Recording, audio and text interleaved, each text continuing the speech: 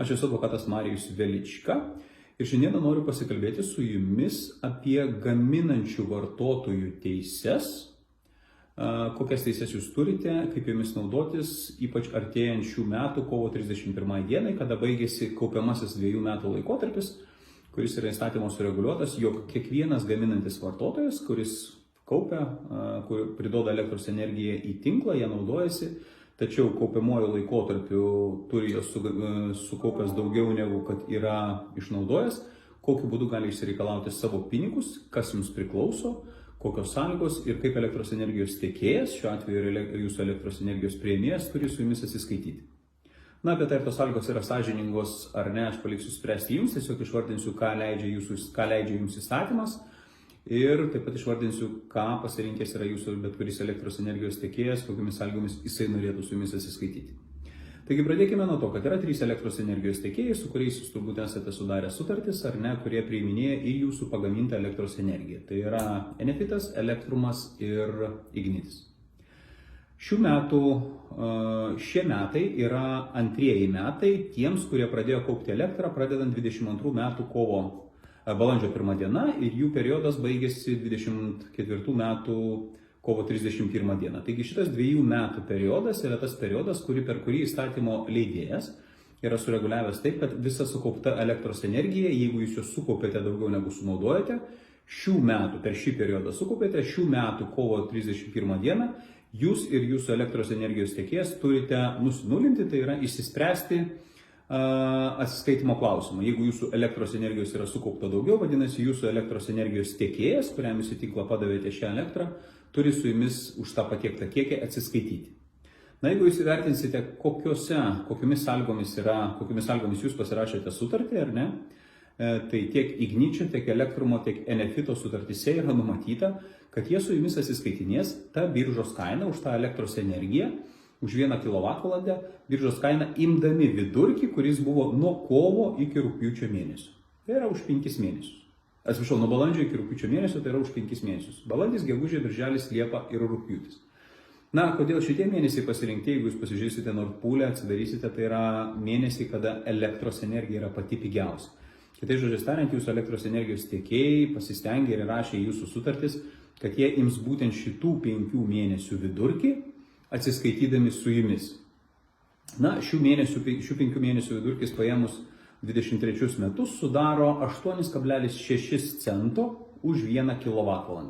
Vadinasi, visi šitie 3 elektros energijos tiekėjai jums pasirinkus būdą paimti kompensaciją už jūsų sukauptą elektros energiją, jums išmokės 8,6 cento minus 0,0001 cento už 1 kWh. Taigi gausite maždaug apie 8,6-8,5 centus už 1 savo sukauptą kWh. Na, ar tai yra sąžininga ir protinga vertinant tai, kad imti visą metų spektrą, kaip tai yra numatę, pavyzdžiui, ESO atsiskaitimo sistemoje, tai ESO atsiskaitimo sistemoje yra numatyta, kad imamas yra metų spektras, visą 12 mėnesių ir tada išvedama vidutinė svertinė kaina, kurios šiandieną kaina sudaro 9,5 centų. Vadinasi, jeigu jūs kaupėte savo elektros energiją garantinėme tiekime, tai garantinio tiekėjo apskaičiavimo būdas ESO yra pasirinktas šiek tiek geresnis, tai yra jūsų apskaičiavimoji dalis gaunasi 9,5 centų. Bet aš šito vietoj nenoriu leistis į šitas detalės, kadangi nesu tikras ir ESO man šiandieną nesugebėjo atsakyti, ar jie taikys kažkokią tai maržą kaip garantinio tiekėjo atskaičiuojant arba atsiskaitant su jumis su šia elektra. Todėl šiai akimirkai negaliu sakyti, kad tai yra geresnis pasiūlymas, bet kuriuo atveju sąlygos yra tikrai sąžiningesnės, kadangi yra įmamas ne tas laikotarpis, kurio metu kainos buvo pačios mažiausios, o įmamas yra 12 metų laikotarpis, per jį iš jo išskaičiuojama svertinė kaina ir tai mano akimi žiūrint protingumo ir sąžiningumo kriterijai atitinka ženkliai geriau, negu kad tie 5 mėnesiai, kada saulė šviečia daugiausiai ir elektros energija yra pati pigiausia. Taigi, kokius jūs turite galimybės ir ką jūs galite daryti? Taigi, kaip ir minėjau, vienas iš variantų, tai yra gavus pranešimą apie tai, kad jums baigėsi periodas, o jūsų elektros energijos tiekėjas turi jums tokį pranešimą pateikti, jūs turite pareikšti prašymą, jog norite, kad šitie pinigėliai jums būtų išmokėti į jūsų sąskaitą už sukauptą elektros energiją ir, kaip ir sakiau, tai kaina būtų 8,6 centų. Kita sąlyga, kurią jums numato įstatymas ir kurią aš galbūt rekomenduočiau įvertinti dėl jos pasinaudojimumo, tai yra tai, kad jeigu jūsų netenkina šito bet kurio iš šitų elektros energijos tiekėjų pasiūlymas išmokėti po 8,6 cento, jūs galite nutraukti sutartį ir su visais savo sukauptais kilovatais pereiti pas kitą elektros energijos tiekėją. Na, pas kurį pereiti, jeigu jie visi skaičiuoja lygiai tokią pačią maržą, tai vienintelis, kuris ESO yra šiek tiek kitoksai, kuris skaičiuoja, kaip ir sakiau, 12 mėnesių maržą, kuri šiai dienai sudaro 9,5 cento.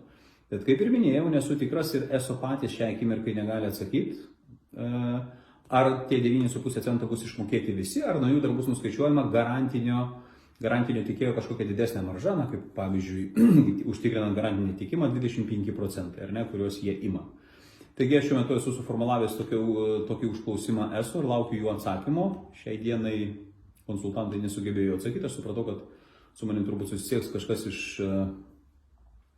iš vadovų ir galbūt paaiškins, kadangi supratau, kad jie patys dar neturi suskaičiavę, kokią dalį jie galėtų išmokėti. Todėl noriu tik tai pasakyti, kad jūs turite du variantus. Vienas variantas yra paimti tos pinigus, kuriuos jums pasiūlė jūsų elektros energijos tiekėjas, tai yra 8,6 cento minus jų marža. Arba galite parašę prašymą išeiti iš šito elektros energijos tiekėjo ir nueiti pas kitą, šiuo atveju galbūt ESO, ir jo galbūt jų marža galbūt bus šiek tiek geresnė.